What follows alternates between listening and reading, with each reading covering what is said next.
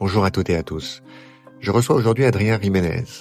Décoré de la médaille militaire, Adrien a passé 18 ans dans l'armée de terre et plus particulièrement au sein d'une unité des forces spéciales dont il était l'infirmier. Alors je rassure certains d'entre vous qui vont me dire que je reçois parfois trop souvent d'anciens des forces spéciales ou des unités d'élite. Nous n'avons pas échangé, même si on y a fait quand même un peu référence, sur cette période de sa vie. En réalité, j'ai souhaité recevoir Adrien pour évoquer ses nouveaux métiers, parce qu'il en a plusieurs, et leurs enseignements. Adrien est en effet expert en psychologie positive, instructeur de méditation de pleine conscience et praticien en cohérence cardiaque. Alors, peut-être que ces notions ne vous parlent pas toutes, mais sa formation et son expérience nous ont permis justement de nous plonger dans ces notions, dans ces techniques, dans ces pratiques, afin de faire ressortir les besoins psychologiques fondamentaux de l'être humain, parmi lesquels on retrouve la compétence, l'autonomie ou l'affiliation. Nous avons aussi évoqué les notions de sens ou de motivation. Et au fil de notre échange, nous avons pu mettre en lumière ce qui peut alimenter la résilience. Nous avons aussi expliqué les fonctions et les vertus de ces techniques remarquables que sont la pleine conscience ou la cohérence cardiaque. Il en est ressorti d'ailleurs des constats étonnants sur les liens qu'on pouvait faire, qui peuvent exister entre la méditation et la philosophie par exemple, ou l'importance de la bienveillance à l'égard de soi-même, ou le rôle de la respiration dans la gestion de l'adversité. Notre échange est très riche d'enseignements. C'est pourquoi j'ai choisi de scinder l'épisode en 2 parties, une première consacrée à la psychologie positive et la seconde à la pleine conscience. Je suis très heureux de pouvoir vous partager le savoir d'Adrien, parce que dès lors que Fortitude se consacre à l'adversité, il me paraissait en effet essentiel d'évoquer les outils concrets qui permettent d'alimenter la résilience. On a abordé le premier grand pilier de ce que tu fais aujourd'hui, qui est la psychologie positive. Et il y a un deuxième, si tu me permets l'expression, mais un deuxième pilier qui est assez fondamental, qui est celui de la méditation de pleine conscience. Alors, est-ce que tu peux nous en parler? Est-ce que tu peux le définir en quelques mots? Alors effectivement, c'est une notion hyper intéressante. Là aussi, un peu comme la psychologie au départ, c'est quelque chose qui, je pense, alors déjà a toujours fait partie de ma vie, mais je savais pas que ça s'appelait comme ça. Et donc la bonne nouvelle, c'est que ça fait partie de la vie de tout le monde.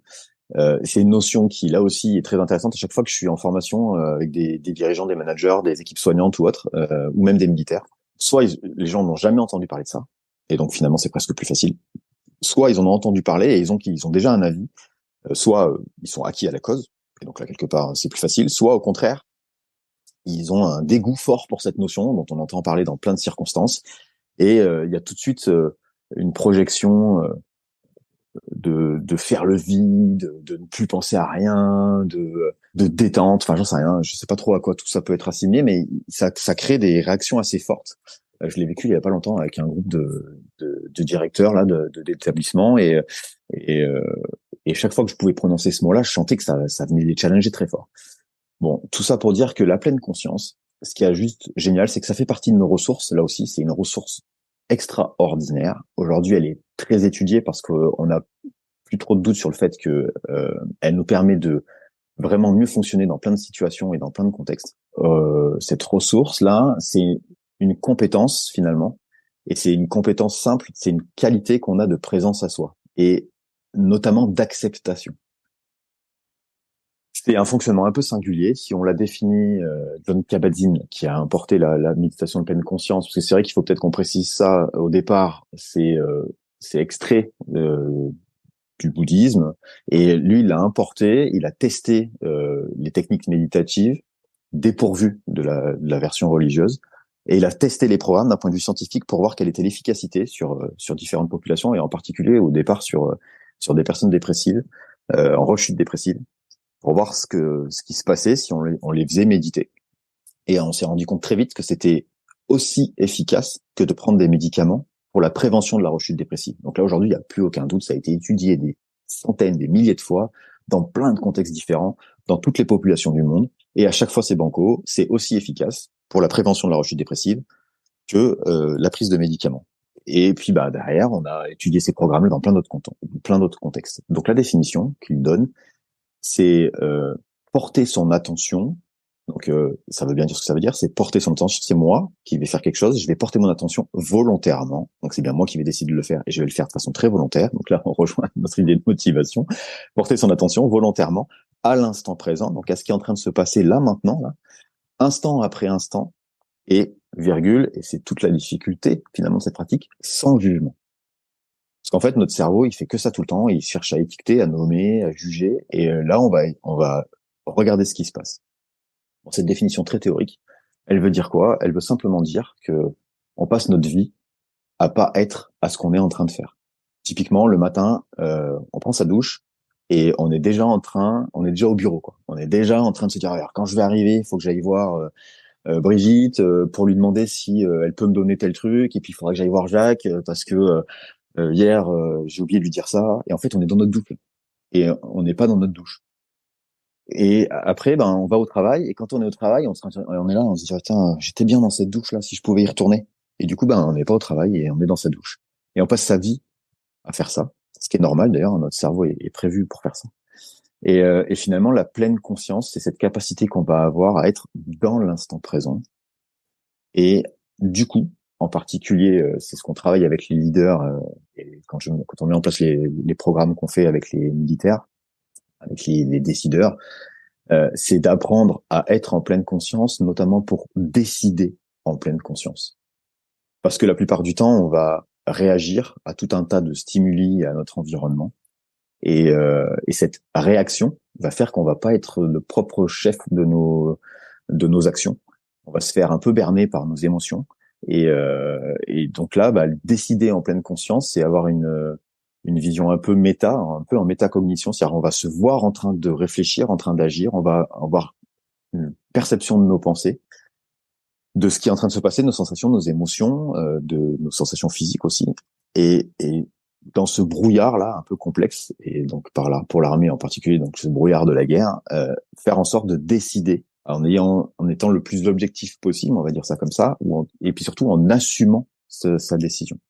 Ça, c'est tout l'enjeu des programmes qu'on met en place avec les militaires en ce moment. Et la pleine conscience, ressource, on sait que ça, c'est associé à des comportements de santé protecteurs, ça permet de se protéger du stress, ça permet d'être plus flexible, dont tu as parlé tout à l'heure. C'est cette idée de flexibilité là, et puis notamment d'autocompassion, là aussi que tu as abordé, cette bienveillance qui me tient beaucoup à cœur. Donc tu as fermé cette parenthèse, je la rouvre un tout petit peu, Bien sûr. parce que c'est évidemment une notion essentielle et qui me frappe beaucoup dans les différentes interventions que je peux faire, où à chaque fois qu'elle est un peu manquante, ou que les personnes n'y prêtent pas vraiment attention, ben ça contribue finalement pour la personne en tout cas déjà à pas bien fonctionner, mais aussi pour l'efficacité du groupe. Si chaque individu prend pas soin de lui, il va pas pouvoir prendre soin du groupe. On le sait tous, c'est évident, mais malheureusement dans notre quotidien, on est happé. Et très souvent, alors les soignants, je bosse beaucoup avec les soignants, hein, ils ont cette particularité à se mettre en retrait et à ne plus s'occuper d'eux, une espèce de sacrifice ultime là, où je ne suis que tourné vers l'autre. Et puis bah au bout d'un moment, forcément, ça aboutit à l'épuisement. Donc là, j'ai digressé, mais voilà, la pleine conscience, ce serait ça. Je sais pas si je l'ai forcément très éclairé. Peut-être juste Oui, une oui. dernière chose sur ça. Vas-y. Non, non, je disais que si tu l'avais bien expliqué, bien illustré. Je te laisse poursuivre. Non, je disais juste en fait que cette pleine conscience, on vit tous avec tous les jours. Quand moi, je me suis tourné vers ça, donc tout a commencé avec ce diplôme universitaire là. Et puis, ben, à un moment donné, on n'a pas arrêté de me parler de la pleine conscience comme étant une ressource, que la pleine conscience servait à ceci, la pleine conscience était intéressante dans cela, que la pleine conscience avait montré tels effets. Et à un moment donné, je me suis dit, bon, c'est gentil, mais je vais y aller, moi, à la pleine conscience. Je vais le faire. Et je pense que les gens qui m'ont connu plus jeune, ma famille en particulier, mes amis, qui aujourd'hui savent que je suis instructeur de méditation de pleine conscience, et s'ils savent ce que c'est que la pleine conscience, je pense que ça doit un petit peu leur faire bizarre, parce que je ne peux pas considérer que c'était quelque chose pour lequel j'étais équipé extérieurement. En fait, intérieurement, c'est des choses que je fais depuis tout petit. Et quand je te disais que je faisais du foot, quand j'étais gamin, très jeune, j'ai des souvenirs où quand j'arrivais sur le terrain de foot, je mettais mes crampons dans la pelouse, et en fonction de comment je ressentais le contact de mes crampons sur la pelouse, les odeurs qu'il pouvait y avoir, les sensations que je ressentais, je savais comment j'allais jouer. Est-ce que j'étais défenseur, moi? Est-ce que j'allais anticiper les balles, est-ce que j'allais pouvoir tacler ou pas. Et en fait, tout ça, ça me donnait plein d'informations. Et quand je faisais ça, ben, je faisais de la pleine conscience. J'étais centré sur moi, centré sur ce qui était en train de se passer. Et ça me faisait remonter plein d'informations. Quand je jouais au basket, quand je prenais le ballon, la texture du ballon, je prenais le temps de le toucher, de sentir chaque aspérité. Est-ce qu'il glissait, à quel endroit il était plus, j'avais plus de sensations. Ça me donnait plein d'informations sur quand j'allais shooter, quand j'allais dribbler. Moi, j'étais meneur. Comment j'allais faire rebondir le ballon par terre, en fonction des parquets, en fonction de plein de choses. Et en fait, ça, c'est de la pleine conscience simple que on fait tous les jours. Donc, c'est ça la pleine conscience. Et ça se travaille. C'est ça qui est génial en fait, c'est qu'on peut l'apprendre pour développer cette capacité. Si tu me permets, je vais compléter avec mon interprétation de la pleine conscience. Et je pense qu'il y a un point déjà qu'il faut aborder pour ceux qui sont pas familiers avec cette pratique, cette notion. On parle de méditation de pleine conscience. Et quand tu formules le mot méditation, bah là aussi, il y a plein de choses qui peuvent apparaître dans l'esprit des gens. Et notamment des idées reçues sur qu'est-ce que la méditation. Et il y a notamment une idée reçue qui est celle de la méditation, c'est t'es chez toi, lumière tamisée, t'as mis la petite musique qui va bien, de l'encens, de l'huile de jojoba, tous les enfants sont chez les beaux-parents, il n'y a pas de bruit, et là tu médites. Et non, la méditation, ça peut être ça, bien évidemment, dans ce contexte-là que je souhaite à tout le monde, mais c'est pas que ça. La méditation, c'est quelque chose qui peut être fait de manière éveillée, et alors qu'on est en mouvement. Et je trouve que c'est un point qui est extrêmement important de souligner, notamment par rapport à l'exercice de la méditation de pleine conscience, qui par définition est un réflexe qu'on se doit d'avoir, dont on a besoin à des moments où, de manière classique, on peut pas, entre guillemets, méditer. On peut pas mettre les choses en pause. Ou on peut pas dire, attendez, arrêtez tout là, j'ai besoin de me recentrer. C'est pour ça que quand on parle de méditation, c'est on s'arrête et on regarde à l'intérieur, on se dit à quoi je pense, qu'est-ce que je ressens. Et ça, on peut le faire quand on est dans le métro, on peut le faire quand on est devant une salle d'audience juste avant de rentrer pour plaider, on peut le faire quand on est en train de préparer une mission et qu'on se dit que ça va être chaud et qu'il va peut-être y avoir des blessés et que voilà, et on s'arrête et on se recentre. Et ouais, déjà ça, je sais pas si tu es d'accord, mais c'est un premier point qui me paraissait important de compléter sur qu'est-ce que ça implique la méditation de pleine conscience en termes de mise en œuvre. Je suis complètement d'accord. Et d'ailleurs, c'est les deux, ce que tu as décrit, c'est les deux types de pratiques qu'on peut avoir dans cette pratique-là de méditation. C'est ce qu'on appelle les pratiques formelles et les pratiques informelles. La pratique formelle, c'est celle que tu as décrite, où on va s'arrêter, se mettre dans une pièce, s'asseoir, et puis observer. Voilà, on va se recentrer sur soi en fait finalement. Et puis les pratiques informelles, celles qu'on va faire dans notre vie quotidienne, comme je l'ai dit, quand je vais prendre une douche, quand je vais, en fait, quand vous êtes dans un restaurant, si vous allez au self de votre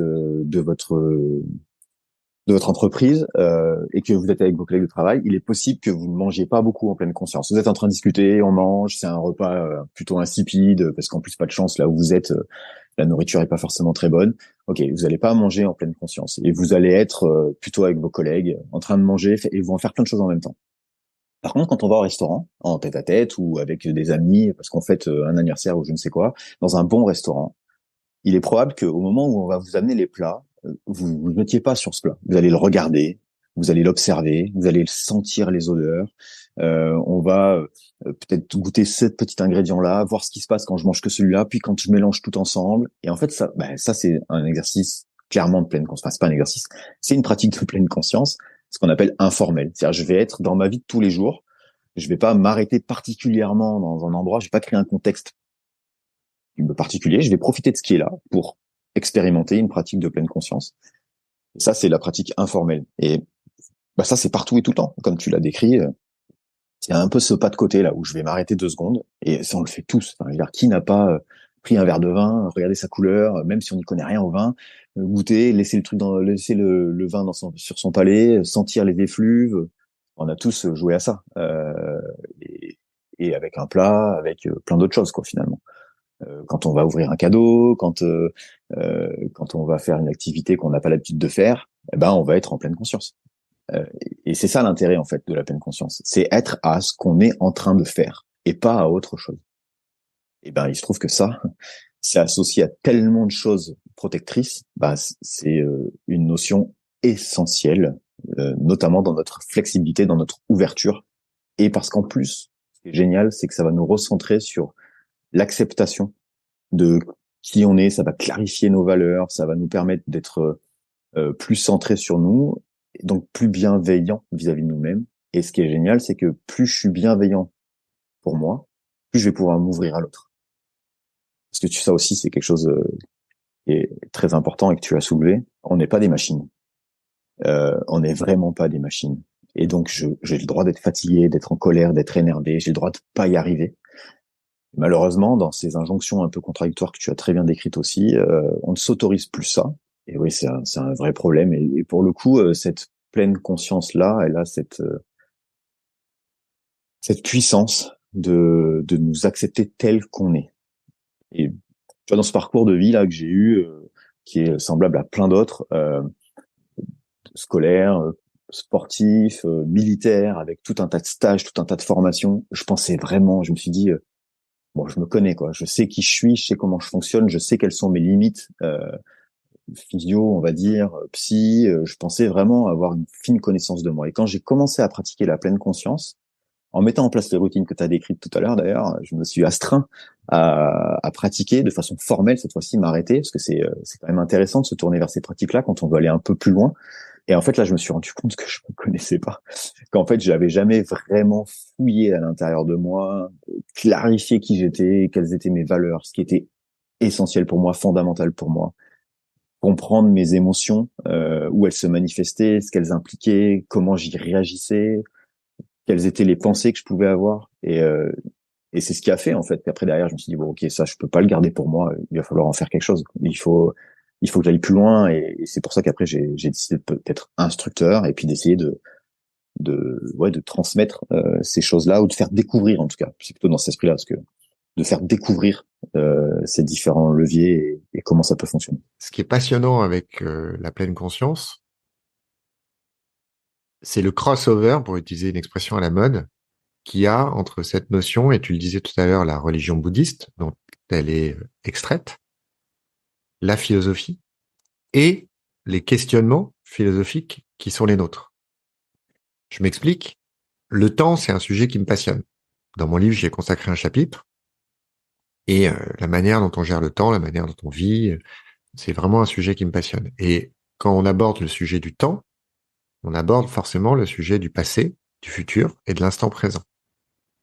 Et quand tu relis Marc Aurèle, il parle déjà de ça, du fait que le seul moment, la seule vie qui mérite notre intention, c'est la seconde qu'on est en train de vivre là, tout de suite. Et qu'il faut se concentrer sur ce moment-là. Pareil, on peut citer Sénèque aussi, et dans différents aspects. C'est-à-dire que Sénèque va expliquer, par exemple, en ce qui concerne les angoisses, et tu disais tout à l'heure, tu es en train de prendre ta douche, ce qui en soi pourrait être un moment agréable, si tu as de l'eau chaude, et tu es déjà en train de penser à ta réunion de 9 heures. Et Sénèque a beaucoup réfléchi et écrit sur le sujet de l'anticipation. Il disait notamment, il y a plus de choses qui nous font peur que de choses qui nous font mal. Et bien souvent, nous souffrons plus des on-dit que de la chose elle-même. C'est-à-dire qu'on va anticiper des scénarios négatifs qui vont pas forcément se produire. Il a dit aussi cette phrase que j'aime beaucoup, souffrir avant qu'il soit nécessaire, c'est souffrir plus que nécessaire. Et tout ça, toutes ces réflexions-là sur la gestion des angoisses, la gestion des regrets, la gestion du passé, de l'avenir, qui sont des questions philosophiques sur, du coup, le sens de la vie, ce que j'ai réussi ma vie, ce que j'ai pas réussi, qu'est-ce que j'ai fait, qu'est-ce que j'ai pas fait, eh ben, on, on, on le retrouve dans cette pratique de la méditation de pleine conscience, puisque elle a précisément pour objet de nous ramener, de nous discipliner, désolé, j'aime bien le mot, à nous concentrer sur le seul moment qui a vraiment d'importance, qui est le moment présent. Moi, j'ai découvert la pleine conscience avec, je sais pas comment tu l'apprécies, avec Eckhart Tolle, et j'invite ceux qui le souhaitent, je mettrai la référence dans les infos de l'épisode, mais qui a écrit Le pouvoir du moment présent. Lui, il a découvert ça, entre guillemets, un peu tard, il avait 29 ans. Et donc, c'est tout un ouvrage qui explique un peu ce qu'on est en train d'évoquer là. Et il a écrit cette phrase que je trouve assez jolie, assez poétique, et qui résume assez bien ce qu'on s'est dit. À l'instar de la lune qui n'émet pas sa propre lumière, mais peut seulement refléter la lumière du soleil, le passé et le futur ne sont que de pâles reflets de la lumière, du pouvoir et de la réalité qu'est l'éternel présent. Leur réalité est empruntée au présent. Quand aujourd'hui on a des vies à 200 à l'heure, l'exercice est d'autant plus salvateur que on a de moins en moins le temps et la possibilité. Je sais plus la formule que tu as utilisée tout à l'heure quand tu disais ah oui, la pleine conscience formelle et informelle, c'est-à-dire que la formelle, où tu as le bon setup, etc., ça devient de plus en plus compliqué de la mettre en place. Et c'est pour ça que la méditation de pleine conscience informelle, ce réflexe, ces quelques secondes d'arrêt, elles sont extrêmement importantes. L'autre chose que ça apprend aussi, c'est jamais trop tard. Et parfois, on peut être un peu réticent à se lancer dans de nouvelles choses, de nouvelles pratiques, ou se dire, bah voilà, attends, j'ai 44 piges, je suis quelqu'un réputé nerveux, je suis quelqu'un qui s'agace, etc. Ok, ça a l'air très bien la méditation de pleine conscience, parfois ça va pas changer ma vie, c'est trop tard, quoi. Et ça, surtout pas. La théorie du trait dans le sable, euh, c'est justement parce que c'est le moment qu'on vit là tout de suite qui est important, que rien n'est jamais trop tard. C'est super intéressant. Merci, merci pour les partages qui ont fait germer dans ma tête, en pleine conscience, beaucoup d'idées et beaucoup de choses. Donc non, c'est super intéressant.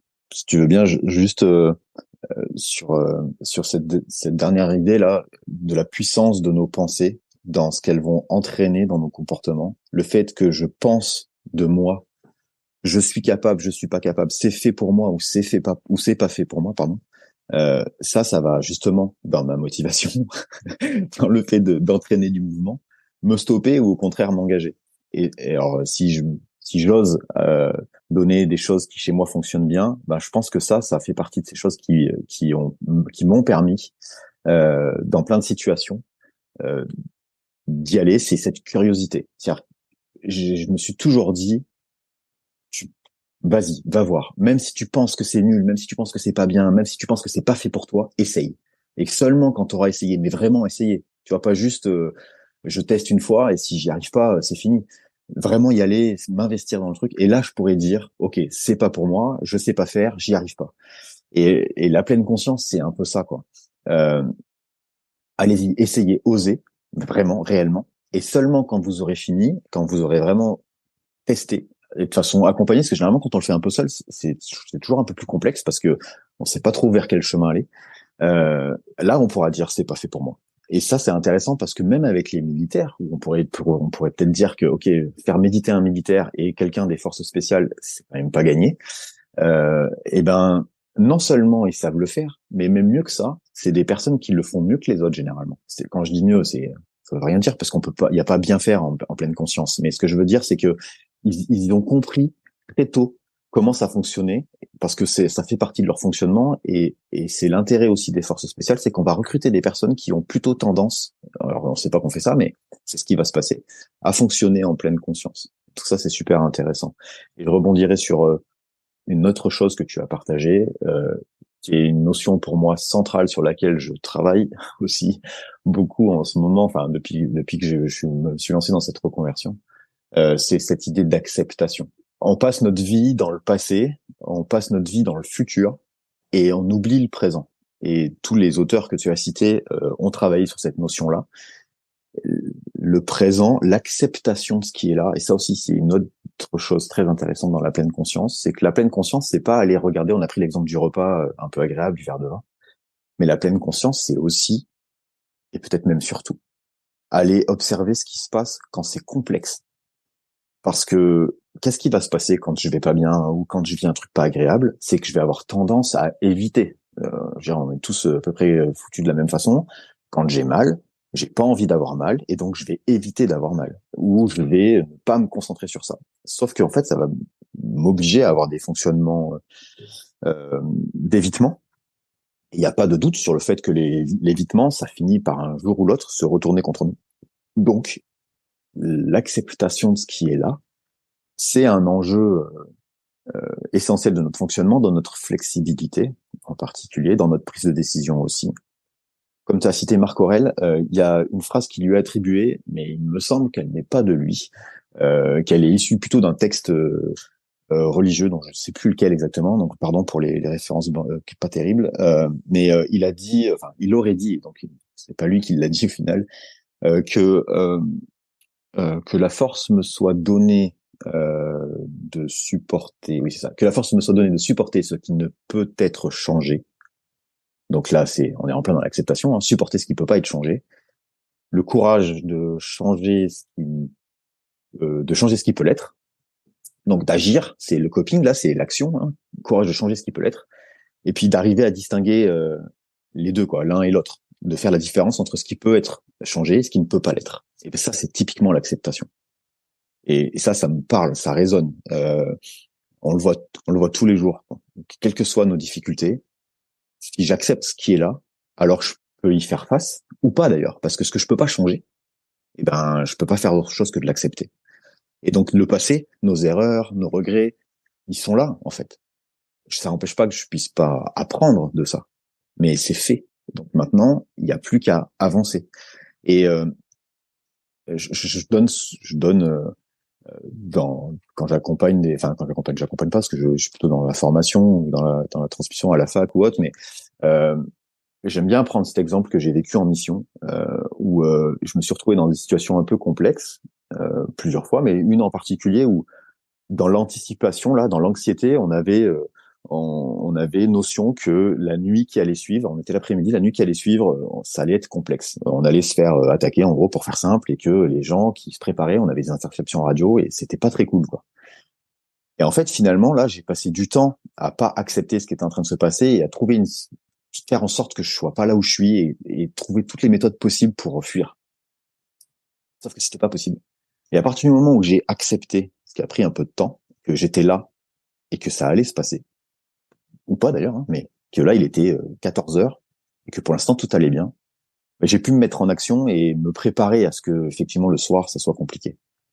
Et en fait, l'acceptation sur un bout de papier, là, entre nous, quand on discute, c'est quelque chose de très simple. Ok, ça parle à tout le monde. Oui, bon, c'est bon, accepter. Mais en vrai, quand on le vit tous les jours, c'est plus du tout la même chose. Et moi, c'est ce que j'ai apprécié avec la pleine conscience quand je m'y suis vraiment confronté. C'est cette notion-là d'acceptation, là, d'accepter que oui, j'ai mal, d'accepter que j'ai pas envie, d'accepter que je suis fatigué, d'accepter que, au contraire, je vais bien. Euh, voilà. Pour ces choses-là, la pleine conscience, elle a, pour moi, une valeur particulière. Elle est venue me permettre de mieux me comprendre, de mieux accepter mes erreurs, mes échecs, mes fautes, de mieux accepter qui je suis, mes valeurs, de les clarifier aussi, d'être peut-être plus présent à ce que je fais. Quand je fais un câlin à mes enfants, je fais un câlin à mes enfants. Alors bien sûr, plein de fois, je le fais pas, hein, comme tout le monde. Plein de fois, je me rate, plein de fois, je suis pas bon, plein de fois, je fais pas les choses comme j'aimerais les faire. Et là aussi, ben, j'accepte. J'accepte que là, j'ai pas été bon, que j'ai pas réussi et que j'ai pas su faire. En tout cas, j'essaye de le faire. Si on fait pas ce travail d'accepter, comme tu viens de le dire, bah, de pas assurer, de pas être pleinement avec son enfant au moment où on lui fait un câlin, d'avoir son esprit qui divague ailleurs, etc. Plus on accepte nos propres erreurs, nos propres failles, plus on est à même d'accepter celles des autres. Ah, Et ce qui est exactement. Et ça, vraiment, c'est essentiel. et ce qui est essentiel parce que le niveau de tolérance qu'on a vis-à-vis des autres, il est directement lié à la tolérance qu'on a vis-à-vis de soi-même. Mais pour revenir sur la pleine conscience et si on peut marquer l'origine de la pleine conscience à l'Orient et au bouddhisme, moi, avec un sens aigu du patriotisme méditerranéen, je considère que de notre côté, on a aussi des ancêtres de la pleine conscience et Épictète en est un parmi d'autres, puisque c'est lui qui a véritablement rédigé la doctrine sur ce qu'on appelle la dichotomie entre ce qui dépend de nous et ce qui ne dépend pas de nous. Pour ceux qui ne le connaissent pas, Épictète, il a été esclave une grande partie de sa vie, donc à l'époque romaine. Donc, il faut savoir que les esclaves à l'époque romaine disposaient de moins de droits que les animaux, et de moins de valeur d'ailleurs parfois que certains animaux. Donc je pose là parce que quand vous avez quelqu'un comme ça qui a réfléchi à justement cette dichotomie entre ce qui dépend de nous et ce qui ne dépend pas de nous, il était plus que légitime à y réfléchir et c'est d'ailleurs assez admirable qu'à l'époque, quelqu'un dans sa situation ait pu philosopher à ce niveau-là. Et il a cette phrase qui, je trouve, est d'une modernité. D'ailleurs, je l'ai citée en première page du chapitre 3 de mon livre, qui justement s'intitule Libérons-nous de ce qui ne dépend pas de nous. Et cette phrase, c'est parmi les choses, les unes dépendent de nous, les autres n'en dépendent pas. En dépendent le jugement, la tendance, le désir, l'aversion, et en un mot, tout ce qui est notre œuvre. N'en dépendent pas le corps, la richesse, les témoignages de considération, les dignités, et en un mot, tout ce qui n'est pas notre œuvre. Et là où c'est pour moi une composante essentielle, enfin ça va de pair, hein, c'est vraiment, c'est indissociable, cette dichotomie et la pleine conscience, c'est que chaque jour, quand on est face à un événement, non seulement on doit avoir le réflexe de s'arrêter, de réfléchir, donc d'avoir ce réflexe de pleine conscience, et il faut l'associer avec ce réflexe de la dichotomie. Et que quand on s'arrête sur soi, qu'on se dit, OK, ça c'est la merde, là, ce qui m'arrive, d'avoir tout de suite cette simple interrogation, de se poser la question, d'avoir le réflexe, de se dire, OK, est-ce que je peux y faire quelque chose? Et ben ça contribue aussi à deux choses, à se pacifier, mais aussi à faire face. Et quand on parle de résilience et quand on parle des mécanismes qui alimentent la résilience, bah, de ce que je vais appeler par simplification celui de la dichotomie d'Épictète, c'est un outil absolument fondamental pour faire face. Moi, j'en ai déjà parlé sur l'épisode, mais euh, avec mon épouse, on nous a expliqué qu'on n'aurait jamais d'enfants et qu'il faudrait s'engager dans des parcours de PMA. Et notamment parce que ça vient de moi. Moi, techniquement, je ne peux quasiment pas avoir d'enfants. Quand j'ai appris ça, j'avais, attends, 25, 26 ans. Et là, tu peux avoir plusieurs réactions. Et d'ailleurs, beaucoup d'hommes, malheureusement, qui ont la même pathologie que la mienne, le vivent très très mal. Et ils se sentent atteints dans leur masculinité, dans leur virilité. Parfois, ils se sentent, comment dire, ils ont l'impression de trahir leur compagne. Euh, voilà, et ils s'enfuient. Il y a beaucoup de couples qui explosent à cause de ça. Et quand rétrospectivement, je regarde comment j'ai réagi à l'époque, sans le savoir, parce qu'à l'époque, j'étais pas tellement, je découvrais d'ailleurs à peine la philosophie. Donc j'avais pas découvert Épictète, j'avais encore moins découvert la pleine conscience, j'avais moins découvert tout ce dont on a abordé aujourd'hui. Mais mon réflexe inné, ça a été de me dire, bah en fait, moi perso, je peux pas faire grand-chose. Je peux me faire aider, mais je peux pas faire grand-chose. Et deux, euh, bah, en fait, c'est comme si j'avais une calvitie, quoi. Il y a un moment, tu vas pas t'en vouloir de pas avoir de cheveux, quoi. C'est comme ça. Et ça m'a aidé à traverser cette épreuve. Oui, ben, je suis complètement d'accord. Merci pour ce partage, évidemment. Et en fait, quelque part, ton exemple, il résume toute notre vie. Et la difficulté, c'est de le rendre concret. C'est-à-dire qu'on a tous vécu ce genre de situation où il se passe des choses dans notre vie qu'on ne peut que accepter, qui ne dépendent pas de nous. Par contre, qu'est-ce qui va faire, qu'est-ce qui fait, et c'est là où la psychologie positive elle est intéressante, qu'est-ce qui fait que toi, tu l'abordes de cette façon-là et que ça te permet de continuer ta vie, voire même mieux que ça encore, d'en faire une certaine richesse, une force, que ça puisse solidifier votre vie de couple et autres, alors que pour d'autres, ça va être plus complexe. Eh bien, ça là, ça c'est quand même hyper intéressant. Et comme on était sur la notion de la pleine conscience, eh bien, être en pleine conscience, avoir cette capacité qu'on a tous, mais la développer. Au plus on la développe, et au plus effectivement on arrivera à dans ces moments-là, faire ce pas de retrait là dont tu as beaucoup parlé, hein, faire ce stop et de se dire ok là maintenant, qu'est-ce que je peux faire de ça en fait? Est-ce que effectivement je peux agir ou est-ce que je dois simplement l'accepter?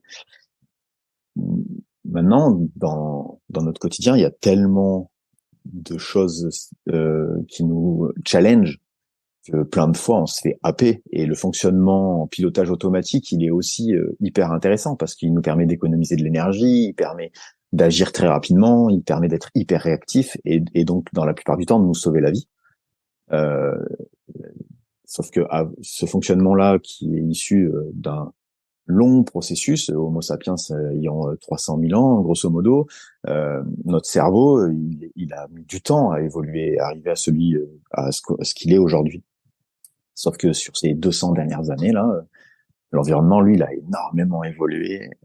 Aujourd'hui, on doit savoir faire beaucoup de choses, on doit réussir beaucoup de choses, on a des stimulations énormes. Et donc, c'est beaucoup plus complexe de faire le tri des choses. Et peut-être que, puisque la pleine conscience vient des moines, vient du bouddhisme, sans, alors j'espère que mes propos ne seront pas mal interprétés. Enfin, en tout cas, je vais y mettre des précautions. On Mais parle librement. Sur oui, Fortitude, on parle exactement. librement. Mais Tous ceux qui l'interprètent mal, ils sont libres de mal interpréter, c'est en leur tout cas, problème. ce que je voulais plus dire, c'est que je suis navré si je blesse des gens, mais c'est facile quand on est dans un temple protégé, quelle que soit sa religion d'ailleurs, de pratiquer uniquement sa religion ou de pratiquer uniquement la pleine conscience. C'est simple en fait. Euh, Si je m'isole du monde et que j'ai plus que ça à faire, plus aucune autre stimulation, et que ma vie se résume à manger, dormir, faire mes activités du quotidien pour faire vivre ma communauté, et que j'ai aucun autre challenge, alors concrètement, pratiquer la pleine conscience de façon formelle, ça va plutôt être simple.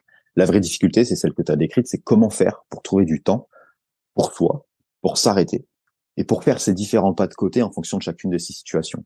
Et souvent, quand on attaque des programmes, que ce soit avec les militaires, les chefs, les dirigeants, les managers, les équipes soignantes, les étudiants, souvent, c'est ce qui remonte, c'est en gros, comment je vais faire, quoi? Parce que moi, j'arrive pas à me libérer une seule minute. Et, et j'aime bien, j'aime bien répéter cette phrase, euh, et je me la répète très souvent. Si tu ne trouves pas 15 minutes par jour pour toi, alors sachant que quand on fait les pratiques, généralement, je demande aux gens de s'accorder une trentaine de minutes par jour pour faire de la méditation formelle, informelle, et différentes petites routines à mettre en place ou autre. Je dis, si tu trouves pas 30 minutes par jour, alors trouve une heure.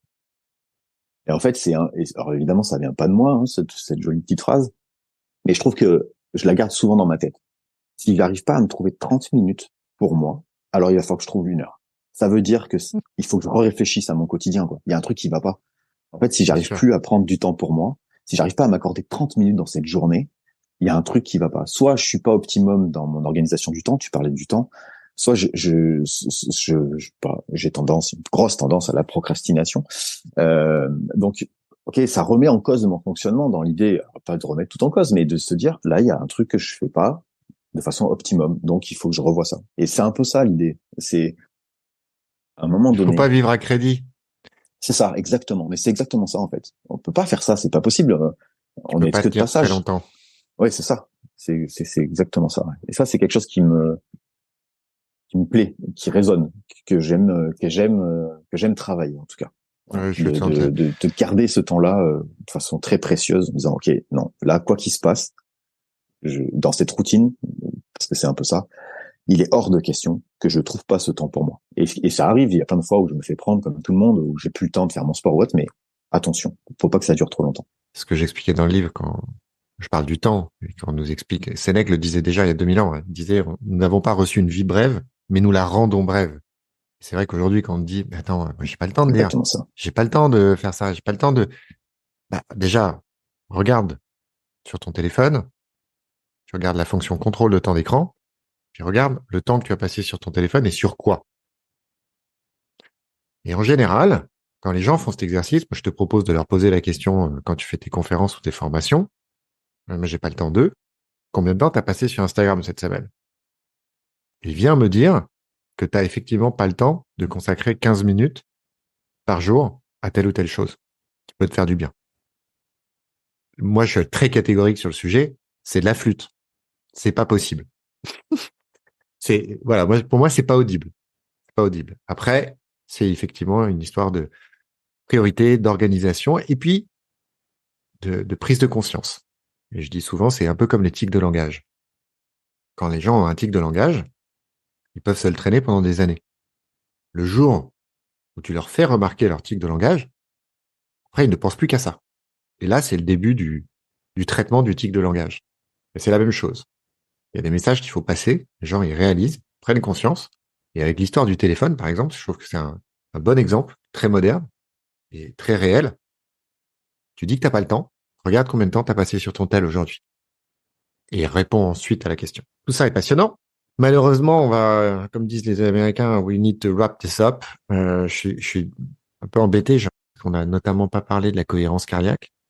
Mais là, si on ouvre le sujet maintenant, j'ai peur que ça nous emmène encore plus loin. Peut-être, est-ce que tu peux en dire quelques mots, ne serait-ce que pour susciter la curiosité de ceux qui nous écoutent. Et de toute façon, je mettrai toutes les infos te concernant et notamment le lien vers ton site internet qui explique assez bien toutes ces choses-là.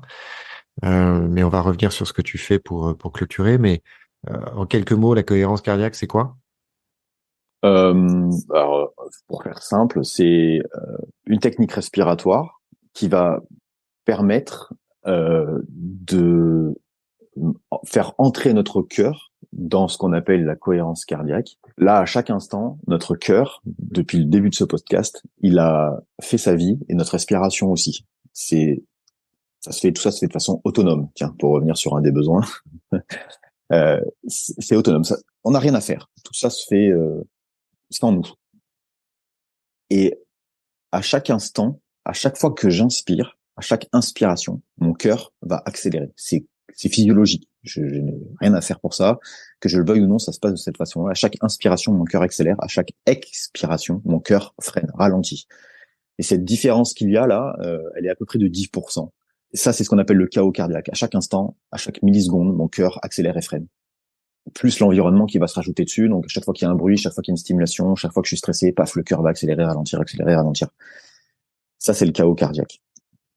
La cohérence cardiaque, ça consiste à venir prendre le contrôle de sa respiration volontairement, c'est-à-dire créer une fréquence respiratoire particulière de 5 secondes d'inspiration et 5 secondes d'expiration.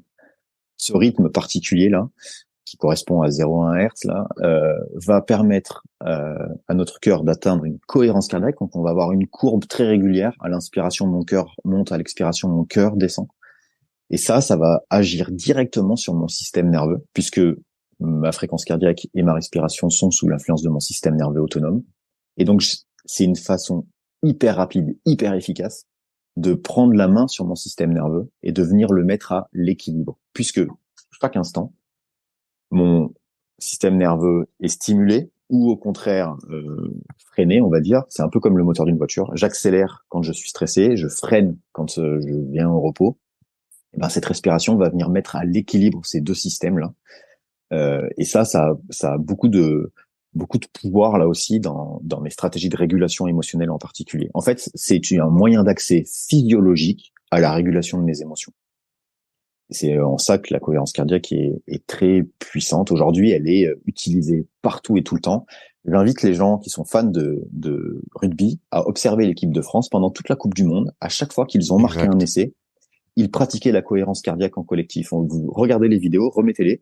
Quand ils marquent un essai, ils se rejoignent tous, ils se mettent au centre, enfin, peu importe, pas au centre de la pelouse, mais ils se mettent ensemble, en cercle, bras dessus, bras dessous, et ensemble, ils pratiquent la respiration. Vous allez les voir, ils inspirent tous profondément et ils expirent tous profondément. Et ils l'ont fait à chaque fois qu'ils ont marqué un essai ou à chaque moment de pause où ils pouvaient se retrouver tous ensemble. Et ils le faisaient pas parce qu'ils étaient stressés. Ils le faisaient parce que quand on vient de marquer un essai, le risque, c'est qu'on se démobilise parce qu'on est très excité, très content, en fait, très joyeux, et du coup, on n'est pas concentré. Et donc, ils pratiquent ça pour se recentrer. Et c'est une des meilleures méthodes pour accéder physiologiquement à son système nerveux. Voilà, c'est ça. Dommage, Finalement, ce qui est dommage, c'est que l'arbitre, il pratique pas la même chose. c'est Parenthèse un fermée. autre point compliqué. Adrien, merci beaucoup. Alors, donc, est-ce que tu peux, donc, bien évidemment, tu as un site internet que j'invite tous les auditeurs à aller consulter, où tu livres beaucoup d'informations sur toi. Alors, bien évidemment, pas sur ta première vie, mais en tout cas, voilà, tu expliques ce que tu fais. Tu travailles auprès de tout type d'organisations, les entreprises, les collectivités, etc. Et donc, voilà, il y a plusieurs manières pour lesquelles tu peux apporter tes connaissances et ton expérience. Et moi, voilà, je pense que tout le monde a compris en t'écoutant que tu peux faire beaucoup de bien. Et donc, j'invite vraiment tout le monde à te découvrir plus en détail et le cas échéant à te contacter. Euh, je pense que effectivement, c'est tout ça, c'est des dynamiques, des outils qui sont très efficaces. C'est pas du coaching farfelu, loin s'en faut. Et je pense que ça mérite vraiment, vraiment l'investissement. Donc, j'invite vraiment tout le monde à te contacter le cas échéant pour mettre en place des choses. Merci Adrien, merci pour ton temps et à très bientôt. C'est moi qui te remercie. Merci beaucoup pour l'invitation et merci pour ce moment. Voilà, je suis ravi d'avoir eu l'honneur de participer à ton podcast. Merci à toi.